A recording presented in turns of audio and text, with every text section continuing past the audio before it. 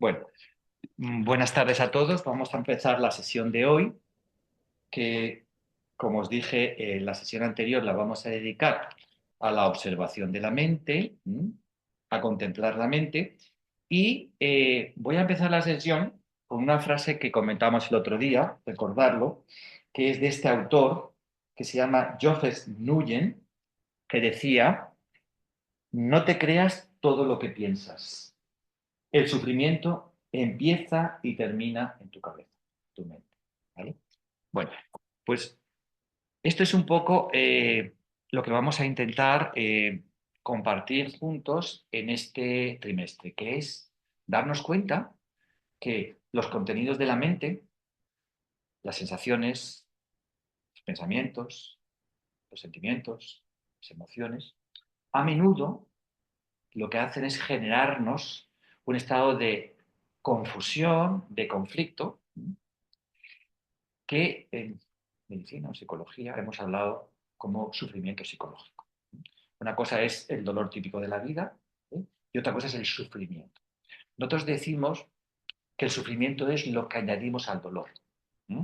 Es decir, toda la reacción mental que acompaña a los procesos aflictivos o dolorosos. ¿Bueno? Entonces, ¿qué sucede? Que esta definición nos da un gran margen de actuación, porque está en nuestra responsabilidad o en nuestra posibilidad no añadir sufrimiento innecesario a lo que ya está sucediendo.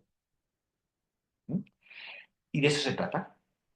Se trata de darnos cuenta, de ser conscientes de que está en nuestra mano minimizar en gran parte lo que se llama el sufrimiento psicológico. Es decir, lo que añadimos a lo que es inevitable, a lo que está sucediendo. Entonces, uno de los, o sea, dentro de los contenidos mentales, ¿vale? Eh, Tanto las sensaciones dolorosas como los pensamientos, y hablo generalmente no del pensamiento constructivo, no del pensamiento eficiente o operativo, sino hablo del pensamiento rumiante, hablo del pensamiento cavilatorio, este pensamiento involuntario que a menudo, sin ser invitado, se nos mete en la cabeza y nos genera tanta dispersión, tanto conflicto, tanta confusión, tanto sufrimiento, ¿no? Todos hemos vivido situaciones de este tipo. Incluso muchas veces nos llegamos a asustar con lo que pensamos. ¿Por qué? Porque, como dice este hombre, nos creemos todo lo que pensamos. Pensamos que el pensamiento es la realidad en sí misma. Y en realidad el pensamiento es una interpretación particular de la realidad. Entonces, como nosotros interpretamos a través de la mente y los pensamientos, pues pensamos que todas esas interpretaciones son reales. Y como sabemos que nuestra mente es altamente condicionada y condicionable, pues tenemos que cambiar esta perspectiva totalmente. Porque si no, nos vamos a generar mucha confusión, mucho conflicto y mucho sufrimiento. Y uno de ellos es pensar que muchas veces todas esas cosas que vienen subliminal o involuntariamente son creaciones nuestras y que nosotros somos así. Esto es uno de los grandes o pequeños o grandes problemas que podemos empezar a tener con los pensamientos. Y con las sensaciones, pues, ¿qué sucede con las sensaciones? Generalmente no tenemos un control, la palabra no sería control, sino una gestión de las sensaciones. La mente reacciona de manera instintiva, natural, diciendo esto es agradable, desagradable, me gusta, no me gusta. ¿De acuerdo? Entonces, esto es una pequeña, una primera forma de que con la mente actúa. ¿No? Entonces, pero nosotros tenemos que, sobre ese proceso automático o reflejo, podríamos decir, podemos añadir una gestión o una actuación que minimice ese condicionamiento reflejo, porque si no lo hacemos, actuaríamos instintivamente como los animales, ¿no? Como el instinto animal, ¿no? Entonces, el ser humano tiene la capacidad diferente a los animales de gestionar su propia mente, ¿no? De observarla y poder gestionarla. ¿De acuerdo? Entonces, en eso estamos. Y como estaba comentando, el otro día estábamos hablando de, bueno, pues qué son las sensaciones dolorosas, las sensaciones que generan apego, muchas veces adicciones, ya sabemos lo que es esto, si no aprendemos a gestionar y poner límite a nuestra propia mente ordinaria o instintiva. Que no significa reprimir, porque sabes que todo aquello que reprimes te persigue, sino observar y gestionar para que las sensaciones puedan tener una connotación saludable para nuestro cuerpo y para nuestra mente. Muchas veces sabemos, a nivel mental que estamos hablando, lo peligrosa que son muchas situaciones. Hablamos de las redes sociales, hablamos de los programas de televisión, que se conviertan en algo aditivo. Entonces estamos adicionados y ahí es cuando perdemos nuestro control mental de lo que sucede, de las sensaciones, etcétera, etcétera. Bueno, pues entonces, esto es un poco la dinámica, ¿no? Es decir, hacernos más conscientes, más lúcidos de que podemos observar la mente desde esa perspectiva de mirar atentamente cuáles son los contenidos que surgen en la mente y cuáles son los que además nosotros propiciamos. ¿Vale? Porque el problema fundamental es que, como os he dicho antes, tendemos a confundir la realidad con lo que pensamos. ¿Vale? Y además tendemos a identificarnos, que esta palabra es muy interesante y en meditación vamos a estar continuamente un poco desarrollándola, nos identificamos con eso que pensamos, de tal forma que decimos que eso que pensamos soy yo. ¿Vale? Entonces, esto es una de las dinámicas que tenemos que empezar a cambiar y es un poco el contexto y el sentido de la práctica de este trimestre. A darnos cuenta que por un lado están los contenidos de la mente y por otro lado existe esa capacidad de observar esos contenidos y que nos iremos dando cuenta que de alguna forma estamos verdaderamente más cerca de eso que observa que de lo que está observado. ¿De acuerdo? Entonces vamos a intentar ver esa experiencia de situarnos en lo que llamamos en meditación la naturaleza del observador. ¿No? Es lo que vamos a crear. Vamos a crear una figura que veremos más adelante, que es una figura intermedia, ¿de acuerdo? Que intenta crear un espacio, una distancia entre el observador y lo que observamos. ¿Con qué objeto? Con el objeto de poder darnos cuenta, mirar con mayor perspectiva y con mayor lucidez. Sabéis que, por ejemplo, cuando queremos ver algo con mayor lucidez o con mayor precisión, cogemos y nos distanciamos o nos elevamos, por ejemplo. Nos elevamos en una colina o en un primer piso y así vemos, tenemos una panorámica, una perspectiva de totalidad, de conjunto. Que cuando estamos en el suelo estamos un poco inmiscuidos en una perspectiva diferente. ¿De acuerdo? Pues esta es un poco la dinámica del observador. Elevar la mirada para poder observar no solamente lo que está inmediato, sino el mayor contexto posible de las situaciones que hay en nuestra mente. Porque si no, lo que sucede es que tanto los pensamientos rumiantes como las sensaciones aditivas, como las emociones aflictivas, nos arrastran, nos arrastran. Y entonces al final no tenemos gestión de nuestra propia responsabilidad o nuestra propia reactividad mental. ¿De acuerdo? Bien, voy a hacer 5 minutos un poco para contextualizar algo que es importante en la práctica, que es, en realidad la práctica de la meditación se dice que es sencilla. O sea, lo que estamos, la instrucción de la práctica o el contexto de la práctica es sencillo. Pero sencillo, pero no fácil. ¿Me entendéis? Porque todo lo que estamos diciendo es sencillo. Todo el mundo lo hemos pensado, pero el problema es que no tenemos la energía para poner en marcha o desarrollar todo eso que son contextos sencillos. ¿Vale? ¿Qué requiere de nosotros para que esa práctica, la sencillez de esa práctica, pueda ser eficiente? En primer lugar, la intención. ¿Mm? Nosotros tenemos que desarrollar una intención sincera y auténtica de que queremos tener la responsabilidad o la gestión de nuestra propia salud, tanto física como mental. Por lo menos promover esa salud. Y si en algún momento determinado se produce algún tipo de alteración, intentar ayudar o complementar a la medicina o a las terapias que nos pudieran ayudar a sanar nuestro proceso aflictivo o doloroso. ¿Vale? Entonces, en primer lugar, una intención. La intención que también es una motivación, ¿no? Es darme cuenta de que necesito tomar esa responsabilidad. Es ser consciente de que existe en mi mente todas estas series de sufrimiento psicológico y entonces yo digo, a ver, ¿qué es lo que puedo hacer? ¿Qué es lo que puedo hacer yo mismo por mejorar esta situación? Bien. En segundo lugar, es muy importante lo que llamamos nosotros la disposición y el compromiso. ¿Vale? Yo hablo de lo que es una disposición perseverante, es decir, perseverar. El cuerpo y la mente generalmente están condicionados en hábitos muy difíciles de cambiar. ¿Mm?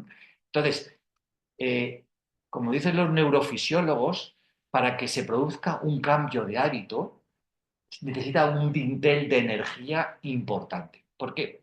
Porque ¿cómo funciona el cerebro? El cerebro no olvida, el cerebro cambia. Tú tienes un patrón que es un surco en la mente y para que ese surco no sea repetitivo, necesitas decirle al cerebro cómo tiene que hacerlo y perseverar en otro surco para que en un momento determinado este surco nuevo tenga mayor profundidad que el otro y el comportamiento y la conducta cambien. Entonces lo entenderás perfectamente, ¿no?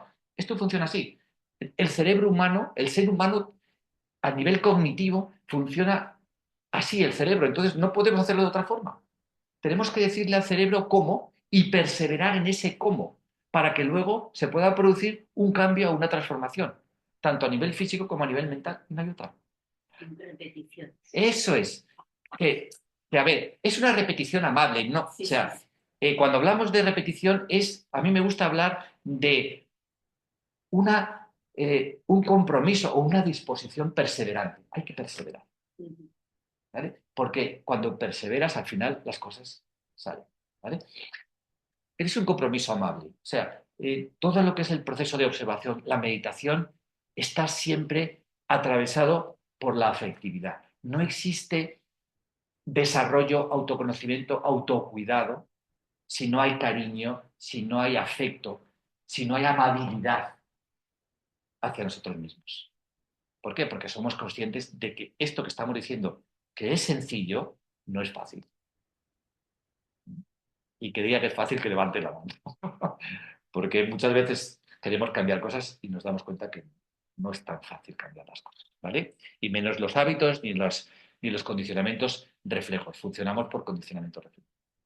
Hay una cosa muy interesante, sobre todo, por ejemplo, en las emociones y en las discusiones, los conflictos familiares o entre amigos, ¿no? Porque hay un dicho que dice, no, no, no escuchamos o no oímos para escuchar, sino que oímos para responder. Es decir, nosotros nos están hablando y nosotros no hacemos caso de lo que nos dicen. O sea, estamos simplemente ya generando nuestras propias contestaciones. O sea, esto quiere decir que generalmente nuestro patrón es muy automático, muy instintivo y muy reflejo. Y lo que intentamos es, con la meditación, cambiar de la reacción a la respuesta.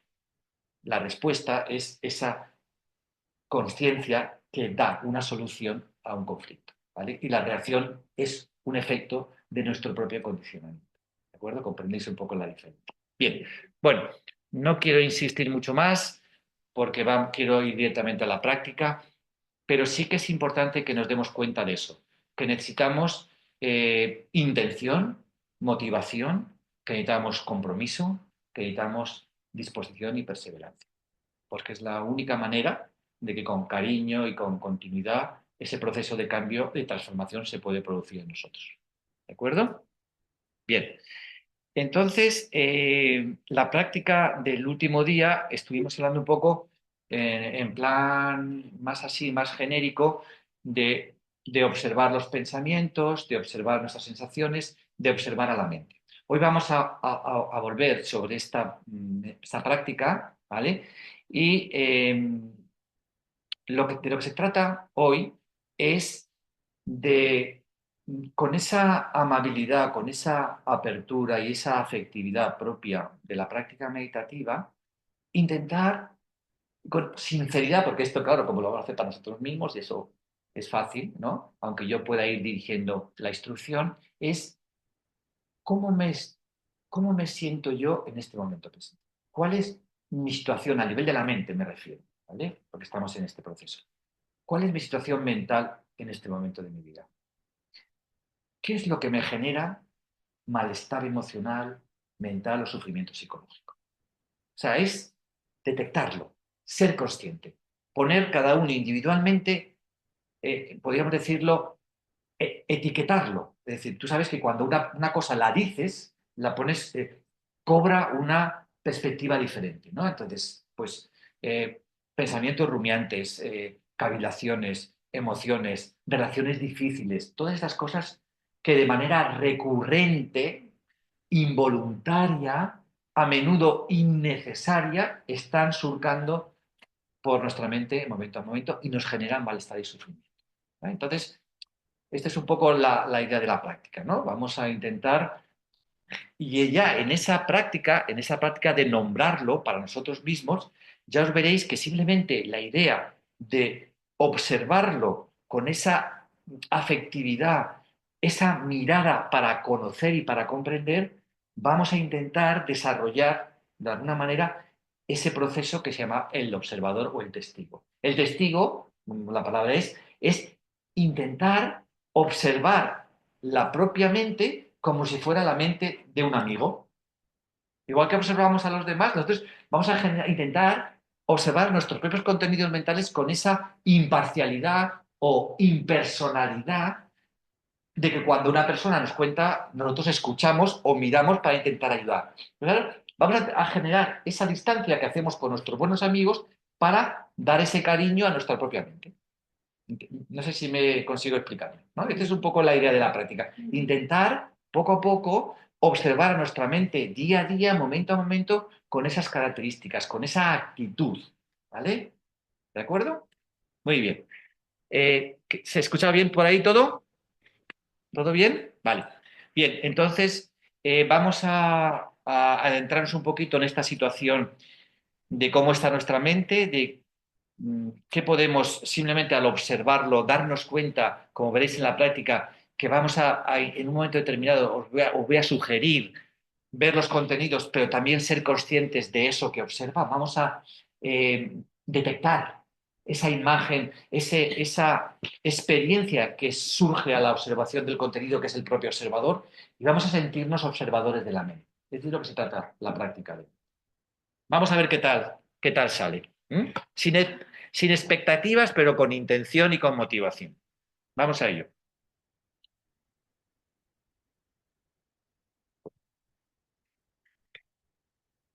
Tenemos todos una posición estable, adecuada.